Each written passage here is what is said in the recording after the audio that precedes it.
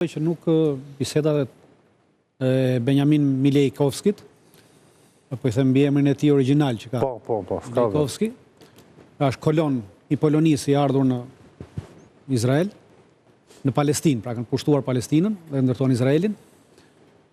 Biseda më kryesore për ta ka qenë Turqia dhe jo Gaza. Në Gaza ta e shohin njësoj, pra terrorizmin. Më fal, unë jam shumë dakord me ty se unë pandepura në temë dhe kam menduar mirë. Për arsye sepse përplasja e Izraelit me Turqinë ndodh në të njëjtën, kemi në të njëjtin problem që kemi aktualisht në Ukrainë. Dhe shiku që ndron problemi. Aktualisht në Ukrainë disa forcat NATO-s të kryesura nga Anglia dhe nga Franca duan të marrin pjesë në Ukrainë, të shkojnë të çojnë trupa në Ukrainë dhe Amerika ka thënë që në rast se i çoni çfarëdo që ndodhi, unë nuk e aktivizoj nenin 5. Tashmë në rast të një përplasje nesër të Izraelit në Turqinë, Turqia është një vend i NATO-s.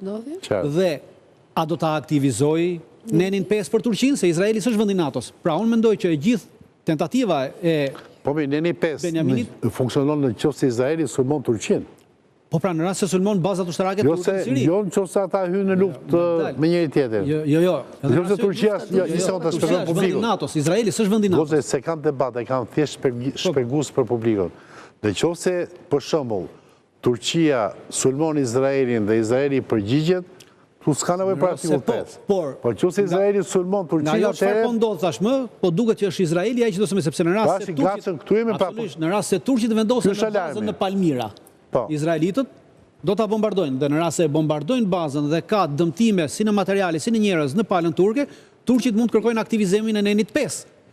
Nuk janë në kushtet që mund ta kërkojnë tani nenin, ai po lufton në territor, jo në territorin e vet, këtë që thotë gjeni. Po është në marrëveshje dypalçe, është me marrëveshje dypalçe dhe në momentin që turqit shkojnë me marrëveshje dypalçe, ajo është legjitime dhe mund të aktivizoj. Për këtë arsye Trumpi tha që marrëveshja, edhe pse forcat e NATO të shkojnë në Ukrainë me marrëveshje dypalçe, tha sërish nuk e aktivizoj, tha.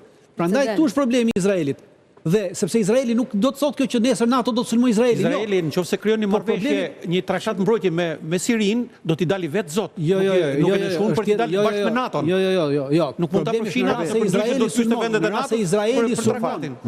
Nëse Izraeli sulmon bazat turke, atje Turqia mund kërkojë aktivizimin e nenit 5, jo në aspektin për të sulmuar Izraelin. Ta ndryshoj pak formulimin e pyetjes. Më dhënien e armatimit Izraelit.